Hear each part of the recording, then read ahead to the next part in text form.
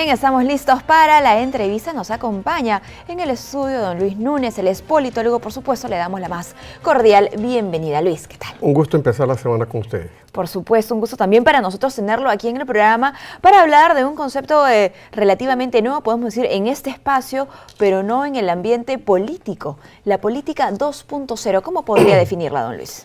Bueno, realmente los avances son tan grandes que ya vamos por la política 5.0. Sí, ya avanzamos. Pero la 2.0 centra en este caso, concretamente las elecciones regionales y municipales del próximo octubre, centra el foco de atención más en el elector. La política 2.1 era más bien fijarse en el proceso electoral, ahora nos estamos fijando más en el elector. Okay. Y yo lo que veo es que los esfuerzos de los organismos electorales están precisamente en esa onda. Acabas de pasar una nota donde, por ejemplo, estás indicando que se le va a dar cierta facilidad a la gente con alguna discapacidad, cosa que es importante porque cuando he sido observador electoral en colegios o universidades como la Villarreal, encontré en la Villarreal, en el último proceso, que los discapacitados votaban en el tercer piso. Increíble. Por una descoordinación interna, tal vez con la parte logística, pero esas cosas hay que preverlas. Y acabas de dar una nota sobre la participación femenina. Si el voto en el Perú para las mujeres fue aprobado en el 55, se empezó a ejercer en el 56 y han participado mujeres en los 4 últimos procesos electorales, también los organismos electorales deben hacer todo lo fácil que se pueda, por supuesto en coordinación con los partidos, para darle más oportunidades a las mujeres, que las mujeres no aparezcan solamente como adorno en las listas. Si te pones a ver en las precandidaturas que estamos viendo, por ejemplo, para Lima Metropolitana, hasta ahora solo veo el nombre de una mujer frente a 8 o 9 hombres. Entonces, la política 2.0 se quiere fijar más en el elector y no tanto en el proceso, porque el proceso está garantizado. Algo muy interesante que mencionaba usted sobre la política 2.0 tiene que ver con lo siguiente: no es exclusiva del político, sino que también las instituciones hacen lo propio, ¿no? Veíamos, bueno, la nota de OMPE, bueno, el mismo Jurado Nacional de Elecciones también poníamos una nota sobre las listas de candidatos, ¿no? Que va a haber incluso una plantilla en la página web, entre otras facilidades que también se dan desde la web. Sí, todo esto es pensado en función del elector, de que le sea fácil votar. Como tú sabes, yo lo he expresado en este programa, yo soy partidario que a la larga ya se tenga el voto voluntario, y tal vez una forma de incentivar a que la gente vaya a votar de manera voluntaria y no obligatoria es darles mejores condiciones para ejercer su proceso. El concepto de política 2.0, si hacemos un repaso histórico, ¿dónde empieza? Porque esto se ve en titulares con Barack Obama, ¿no? Claro, ese fue el punto de mayor inflexión del proceso. Cuando Barack Obama, campaña primera, donde yo tuve la oportunidad de estar participando durante 3 meses en la parte del voto latino, se le abren esos canales. Sobre todo, yo recuerdo que teníamos como un mapeo de los electores, y ahí teníamos los asiáticos, teníamos los europeos de origen, pero que vivían en Estados Unidos, los grupos. Y en base a eso, las redes sociales, que estaban ya empezando a dar grandes avances, se fue creando mensajes selectivos para que todo fuera llegando. Y ahí empezamos, 1.0, 2.0, 3.0, 4.0, y ahora ya estamos llegando al 5.0, que tiene que ver con el juego de las emociones. Claro que sí. Pero eso viene más tarde. ¿Cuáles son las principales herramientas de una política que justamente tiene ese componente tecnológico tan afianzado? Más imágenes que palabras, más sonidos que palabras, mensajes directos al elector, tratando de llegarle al fondo de su corazón, más que a la razón. Por ahí van los enfoques. Si hablamos, por ejemplo, de plataformas tipo páginas web, ¿estas ya quedaron en el olvido? ¿Están ahora de protagonistas las redes sociales? En otros países incluso el WhatsApp, ¿no? Mensajes más personalizados. Sí, definitivamente las páginas web, si no se adecúan a los nuevos tiempos, van a estar en el Museo del Jurado Nacional de Elecciones como un esfuerzo de su momento. Pero ahorita estamos trabajando, por supuesto, con WhatsApp y con todas estas herramientas que nos conectan al segundo con el elector. De hecho, en algunos países europeos, la información que le llega al elector sobre dónde va a votar, etcétera, etcétera, muchas veces es el cruce de la Big Data, que se llama, entre las empresas telefónicas con los números de DNI de las personas. Entonces ya se crea una revolución. Yo creo que esto llegó para quedarse y llegó para evolucionar. O sea que mientras tú y yo estamos hablando, supongo que en Corea o en China ya están pensando en el 6.0, 7.0, etcétera, etcétera. Y a ti y a mí todavía a veces nos cuesta un poco, pero un sobrino tuyo, un hijo mío, un nieto mío, maneja estas cosas como si fueran... Claro que sí, claro que sí. Para aquellos futuros candidatos que nos están observando, para los electores también, por supuesto, claro que sí, porque hay que darles muchísima información. Existen diferentes redes sociales en la actualidad, algunas con mayor penetración en nuestro país. ¿Cuáles, digamos, son las tendencias de aquello que se podría utilizar para estas elecciones? Se sigue pensando que en este momento para estas elecciones el Facebook es la herramienta más difundida, ¿no? Más socializada. Pero en grandes ciudades, el Twitter, el Instagram... Dicen que están usando Instagram para humanizar al candidato, claro, ¿no? Para mostrar otros lados de el lado más familiar, el lado de sus capacidades, ¿no? La fortaleza que tiene de las imágenes, ¿no? La red social. Pero todavía en el Perú, sin duda, es el Facebook. O sea, tener un Facebook personalizado, especial para la campaña, para el candidato. Esto es interesante. Este fin de semana que tuve la oportunidad de estar en varias partes del país por cuestiones de trabajo, veo que todavía hay candidatos que solamente ponen su nombre porque todavía no tienen partido. A esa gente que nos está viendo les diría, candidatos, pónganse las pilas porque se están cerrando los periodos para, de alguna manera, estar dentro de un partido. Tenemos 23 partidos nacionales y más de 350 regionales. Pónganse las pilas porque la elección es este octubre, no es el octubre del año que viene. Se lo digo porque dentro de este proceso de comunicación 2.0, 3.0, etcétera, también un poco está el llamado a que los candidatos profesionalicen las campañas. Así es. Ya pasó el tiempo de el instinto, el olfato político solamente como eje de campaña. Se necesita profesionalizar las campañas por la influencia de las redes sociales y porque los medios de comunicación cada día están más diversificados. Y por ello que el tema, digamos, no es que se haya adelantado a una agenda, ¿no? Lo que usted menciona es muy importante, la estrategia detrás de una campaña y lo importante que es comunicar.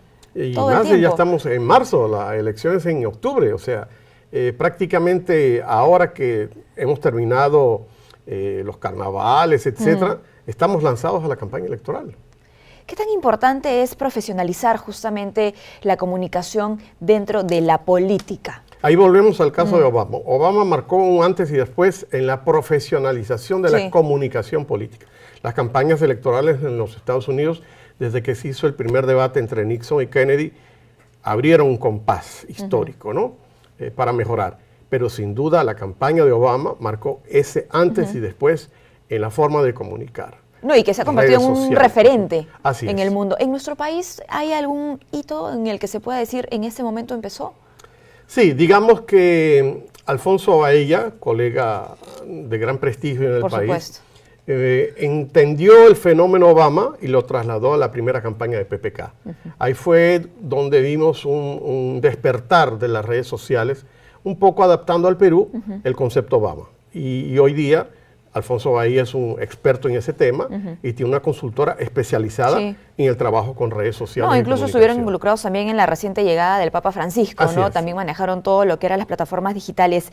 En general, las campañas electorales empiezan en la actualidad antes en redes que en las calles. Ahora sí, ahora empieza antes en redes en las calles. Pero claro, las pintas en los muros sigue siendo algo importante. Se dice que una pinta de un muro de más o menos 3 metros equivale a pegar 1000 afiches. Eso es un dato. El otro dato es que a pesar del esfuerzo que hacemos en redes sociales, yo le quiero decir a la gente que nos está viendo que nunca pierdan de vista el contacto cara a cara. Por supuesto. Lo que se llama la visita casa por casa, ir a los mercados. Según la estadística latinoamericana, si tú fueras candidata, que seguro serías una candidata muy inteligente y muy perspicaz, por cada 14 personas que tú saludas, una te daría tu voto. Ese es el promedio latinoamericano y peruano. Y es importante entender esa realidad también, ¿no? Cuando habla del perfil del votante latinoamericano, peruano, porque está bien, por supuesto, estar paralelo a las tendencias, pero también adaptarlas a lo que tenemos, a quienes somos. Y si tú eres candidata de un distrito populoso y te das cuenta que estamos en marzo y la elección es el 7 de octubre, tienes que correr para hacer un trabajo casa por casa, mercado por mercado. Ahora, las redes sociales, por supuesto, no son exclusivas de una campaña. Como bien ha dicho nuestro invitado, no se puede dejar de lado la calle. La calle. ¿No? Sin embargo, las redes sociales nos ayudan, sí, a medir. Por supuesto. ¿No? En ese sentido, ¿qué recomendaciones se les podrían dar a los futuros candidatos en cuanto a herramientas y beneficios justamente de la medición para la formulación de una estrategia? Sin duda tiene que tener un equipo en redes, ¿no? Normalmente ahora se utiliza un equipo en redes bajo la figura de un gerente de redes, que se llama el manager, el community manager. El community manager. Entonces, esa persona es la que va, de alguna manera, detectando cuántos seguidores tienes, cuántos likes, las personas que interactúan, que te pueden mandar un mensaje, que te ponen un post en respuesta a algo que tú propusiste o propones. Entonces, por ahí se va viendo. Pero eso tiene que ser complementado, porque el trabajo de calle sigue siendo muy importante. Es más, del trabajo de calle pueden salir datos para lo que yo llamo la Big Data, claro, que luego lo transformas en red. O sea, si contactas a la señora María del Jirón Ucayali en Jesús María, persona a persona, luego ya tienes sus datos, luego eso puede ir a una base de datos, por ejemplo, de enfermeras jubiladas o amas de casa, o a qué mercado vas a comprar. O sea, se empieza bajo el esquema de Obama, porque Obama tenía un gran equipo de segmentar, que relacionaba segmentar todo, empiezas a tener un contacto más personalizado con ese elector, que al final es un voto importante. Mire que usted ha hablado de la figura del community manager y hay que decir que con esa tendencia han aparecido justamente nuevos oficios y incluso profesiones, por ejemplo, el analista de datos. Así es. Es increíble la cantidad de información que un analista puede obtener y puede procesar. Voy a poner un ejemplo que no tiene que ver con las elecciones. Cuando tú vas a un supermercado y se te pide que pases tu tarjeta de consumo, de fidelidad, ¿sabes de qué te estoy hablando? ¿De qué marcas te estoy hablando? Sí. Esa información en manos de un buen analista, claro, te va a indicar qué productos consumes, con qué frecuencia lo consumes, etcétera, etcétera. Entonces tú puedes pensar en mensajes direccionados a ese consumidor. Lo mismo pasa con los procesos electorales. Si tú te informas bien de los datos de esa persona, alrededor de esa persona construyes lo que esa persona necesita conocer de tu candidato. Por ejemplo, un chico que le robaron su laptop saliendo del INSE en transporte público, y eso lo conoce el analista del candidato que está por ahí. Sí. Le va a mandar informaciones referidas a cómo su candidato va a influir para que tenga mejor seguridad en la calle. O sea, se crea esos nexos. Es muy importante tu pregunta en ese sentido, que el analista conozca, procese y analice esa información y le dé una respuesta al elector. Es importante que el candidato se rodee de este tipo de profesionales, que construya un equipo que justamente esté preparado para que su estrategia incluya ese tipo de herramientas. Por eso te digo que ya solamente el candidato que cree en el olfato, en el instinto, que en el lenguaje de marqueteo político se llama el candidato dinosaurio, ya pasó a la historia. Claro, ahora estamos hablando... Ya quedó un poquito atrás. Estamos hablando de un candidato que tenga una interacción con el elector. Claro, que se valora también el instinto, la experiencia, porque no hay que perderlo, ¿no? Y que lo bombardea positivamente desde cualquier momento de comunicación, ya sea por televisión, radio, teléfono, y a través del teléfono, como tú dices, el Twitter, el llegar al Facebook, el Instagram y otros elementos. Nuevas figuras que también han surgido con la política 2.0, 3.0, en fin, y los que le siguen, es la figura del influenciador. Claro. ¿No? Ya no se habla tanto del líder de opinión, sino del influenciador que justamente va a estos pequeños segmentos. Así es, el influencer, como lo llaman los gringos, es esa persona que de alguna manera tiene una llegada, una pegada, es un foco de atención. Una persona que tiene 5,000 seguidores, por ejemplo, en su Facebook, y ya tiene que abrir otro, eso indica que es una persona que tiene influencia, que marca pauta. En los tiempos antiguos era el policía, el párroco de la iglesia, la profesora, el médico del pueblo, los que marcaban esa influencia. Hoy día la gente ya sabe que influencer puede ser cualquier persona que tenga un celular y sobre todo que tenga sentido común sobre lo que publica en sus redes sociales. Generador de contenido específicamente. Absolutamente. ¿No? Generador de contenidos, generador de opiniones para llegar al corazoncito del elector. Recordemos que parte de todo esto nuevo que estamos viendo en el mercadeo político, en la comunicación política, indica que las campañas son absolutamente emocionales. Tengo aquí un ejemplo sobre cómo se construyó un poco una estrategia justamente con un grupo de influenciadores en Colombia, y lo voy a leer para que la gente lo tenga más claro. El pago del contrato incluye un grupo mínimo de 30 influenciadores para una campaña con un número importante de seguidores. Su tarea, ¿cuál era? Hacer cada mes 37 tweets, 75 retweets, 37 acciones, 75 comentarios en Facebook, 37 acciones y 75 comentarios en Instagram. Es decir, tenían toda una estrategia para esos influenciadores en cada una de sus redes sociales. Así es, claro. Hoy en día tal vez ese número sería mayor. Sí, ¿no? exacto. Porque hay mucha competencia. Pero a la gente que nos pueda estar viendo también les digo, no saturen las redes.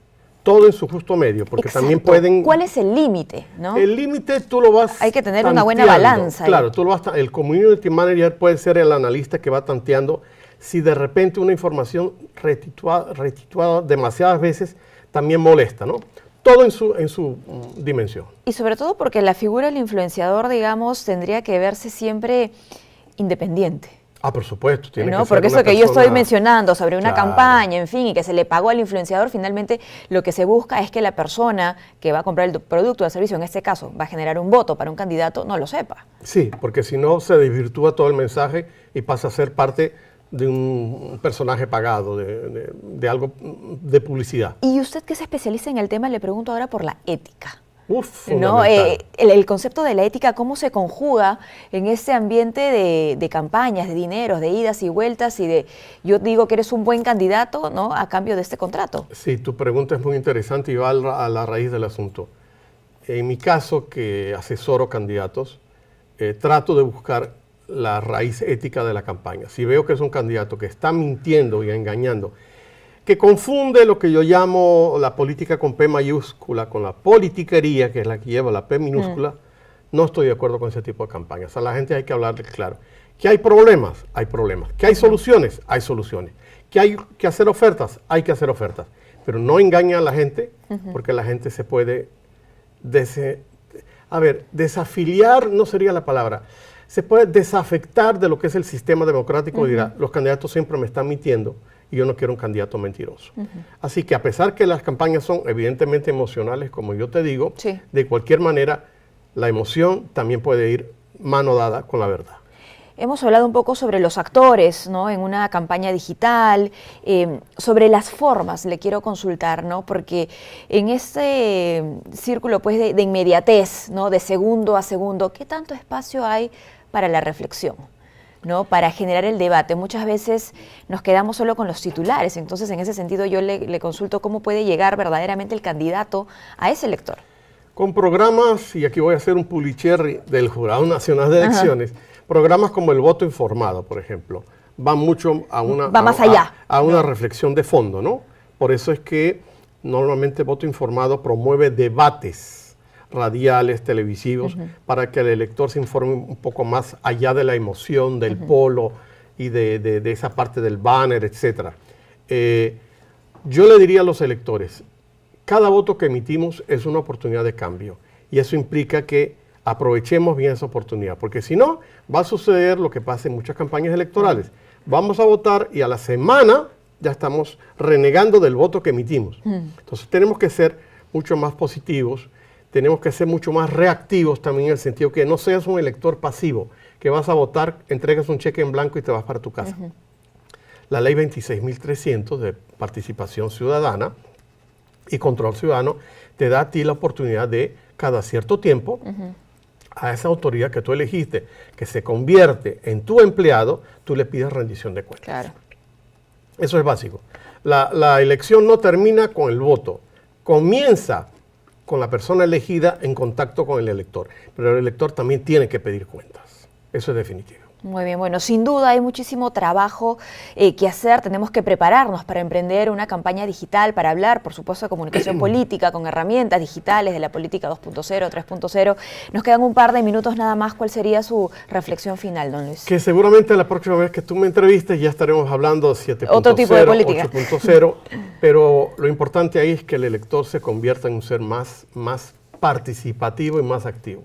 No es solamente ir a votar, es controlar a esa persona que tú eliges. Más crítico también. Mucho más crítico. Siempre pensando por supuesto, en la crítica constructiva. Muchas gracias. Sí, porque ese es otro componente, ya lo dejaremos para otra entrevista, Así ¿no? La es. figura de los trolls, ¿no? De la las guerra fake news sucia. y de la guerra sucia, que también está, por supuesto, en la era digital. Muchísimas gracias, don Luis, por habernos acompañado. Es momento de hacer una pausa, no se muevan, retornamos con mucho más aquí en JN Noticias.